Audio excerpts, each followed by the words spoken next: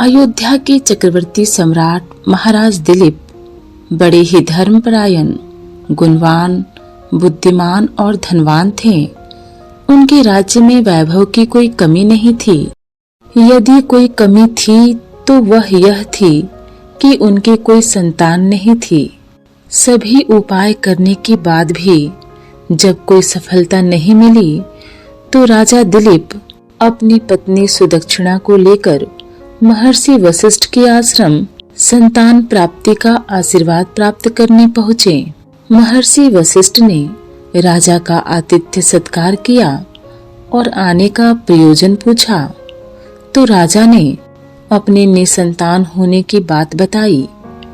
तब महर्षि वशिष्ठ बोले, हे राजन, तुमसे एक अपराध हुआ है, इसलिए तुम्हारी अभी तक कोई संतान नहीं हुई है। तब राजा दिलीप ने आश्चर्य से पूछा, गुरुदेव, मुझसे ऐसा कौन सा अपराध हुआ है कि मैं अब तक निसंतान हूँ?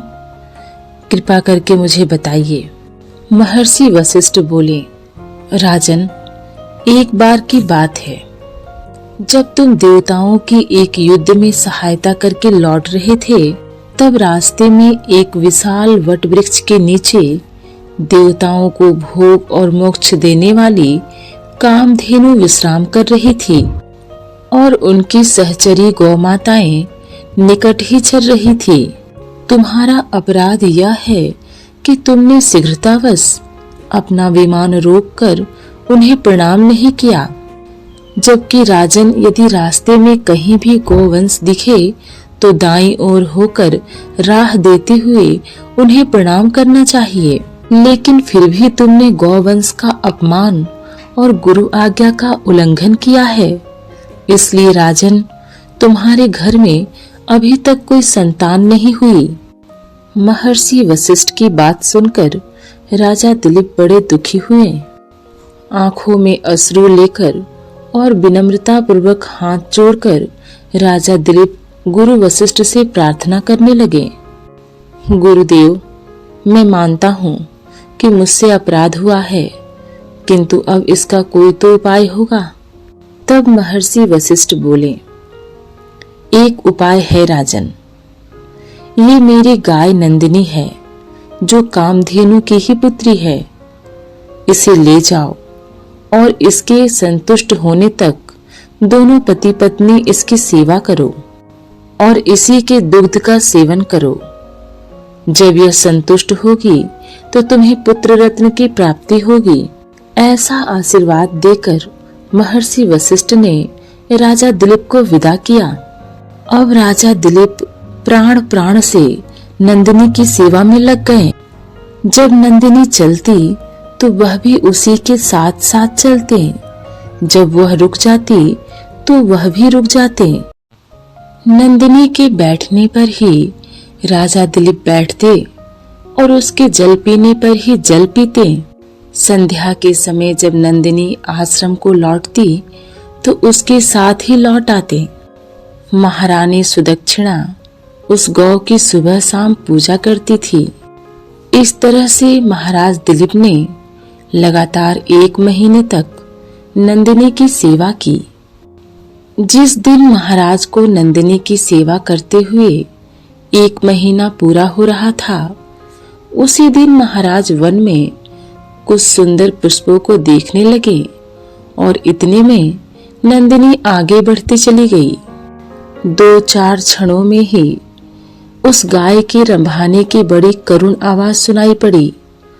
महाराज जब दौड़कर वहां पहुंचे तो देखते हैं कि उस झरने के पास एक विशालकाय शेर उस सुंदर गाय को दबोचे बैठा है।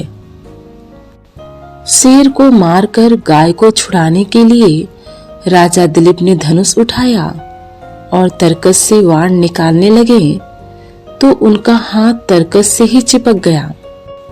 आश्चर्य में पड़े राजा दिलीप से उस विशाल शेर ने मनुष्य की आवाज में कहा, राजन, मैं कोई साधारण शेर नहीं हूँ, मैं भगवान शिव का सेवक हूँ।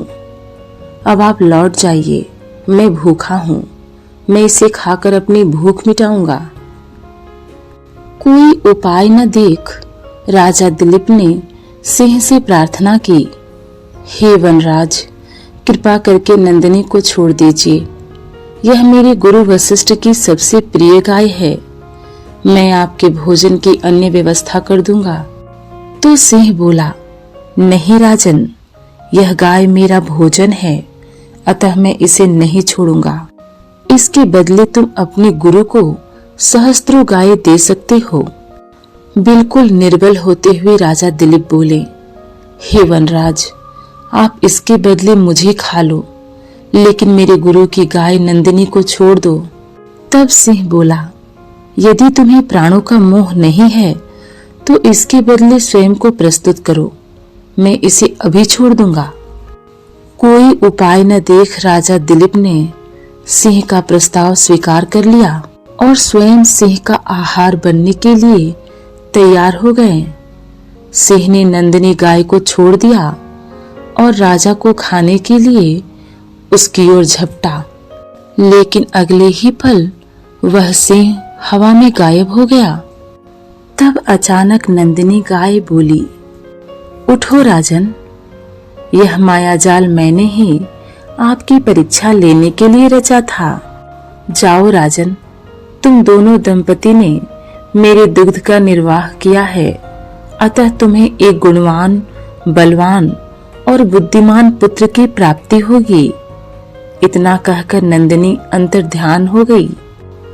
उसके कुछ दिनों बाद नंदिनी के आशीर्वाद से महारानी सुदक्षिणा ने एक पुत्र को जन्म दिया, जो रघु के नाम से विख्यात हुआ, और उसके पराक्रम के कारण ही इस वंश को रघुवंश के नाम से जाना जाता है। महाराज दिलीप के पश्चात महाराज रघु अयोध्या के सम्राट हुए। वे भगवान श्री राम के प्रपितामह थे।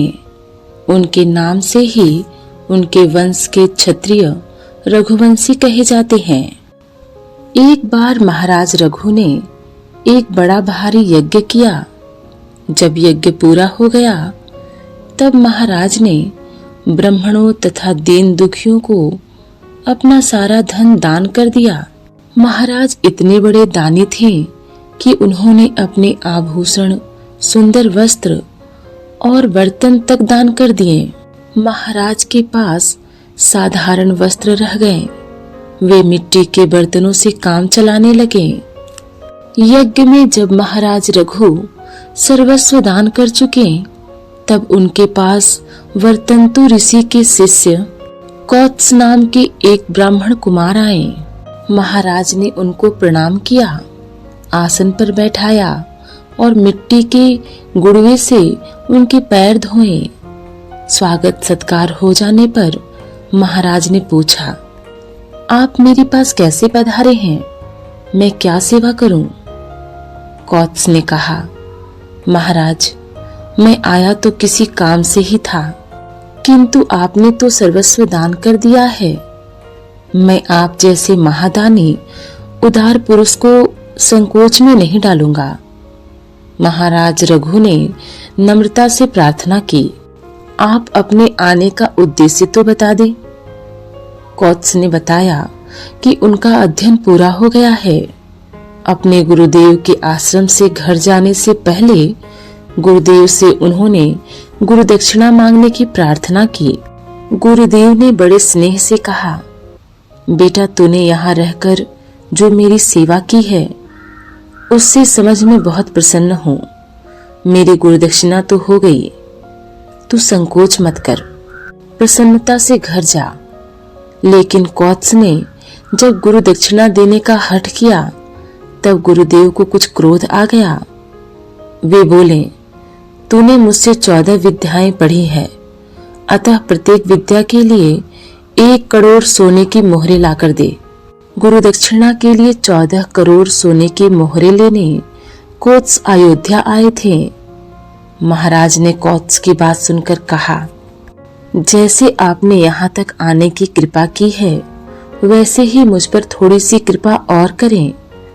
3 दिन तक आप मेरी अग्निशाला में ठहरें। रघु के यहाँ से एक ब्राह्मण कुमार निराश लौट जाए, यह तो बड़े दुख एवं कलंक की बात होगी। मैं 3 दिनों में आपकी गुरुदक्षिणा का कोई न कोई प्रबंध अवश्य कर दूंगा। कौत्स ने अयोध्या में रुकना स्वीकार कर लिया। महाराज ने अपने मंत्रियों को बुलाकर कहा, यज्ञ में सभी सामंत नरेश कर दे चुके हैं, उनसे दोबारा कर लेना अन्याय होगा। लेकिन कुबेर जी ने मुझे कभी कर नहीं दिया। वे देवता हैं तो क्या हुआ, कैलाश पर रहते हैं, इसलिए पृथ्वी के चक्रवर्ती सम्राट को उन्हें कर देना चाहिए।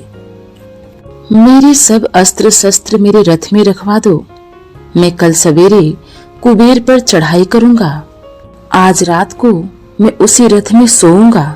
जब तक ब्राह्मण कुमार को गुरुदक्षिणा न मिले मैं राजमहल में पैर नहीं रख सकता। उस रात महाराज रघु रथ में ही सोए।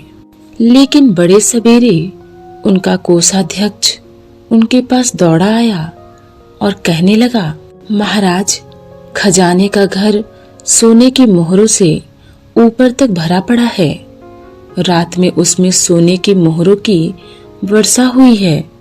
महाराज समझ गए कि कुबेर जी ने यह मोहरों की वर्षा की है। महाराज ने सब मोहरों का ढेर लगवा दिया और ब्राह्मण कुमार से बोले, आप इस धन को ले जाइए। कौत्स ने कहा, मुझे तो गुरु दक्षिणा के लिए मात्र 14 करोड़ मोहरे चाहिए, उससे अधिक एक मोहर भी नहीं लूंगा। महाराज रघु ने कहा, लेकिन यह धन आपके लिए आया है। ब्राह्मण का धन हम अपने यहाँ नहीं रख सकते, आपको ही यह सब ले जाना पड़ेगा। कौत्स ने बड़ी दृढ़ता से कहा, महाराज, मैं ब्राह्मण हूँ, धन का मुझे क्या करना है। आप इसका चाहे जो करें, मैं तो एक मोहर अधिक नहीं लूंगा।